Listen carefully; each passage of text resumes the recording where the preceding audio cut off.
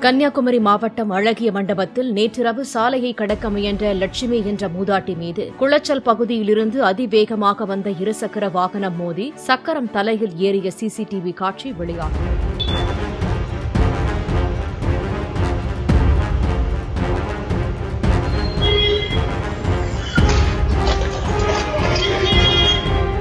விபத்தில் மூதாட்டி உயிரிழந்த நிலையில் மதுபோதையில் அதிவேகமாக வாகனத்தை இயக்கி விபத்து ஏற்படுத்திவிட்டு தப்பிச் சென்ற நிஷாந்த் என்பவரை போலீசார் கைது செய்தனர்.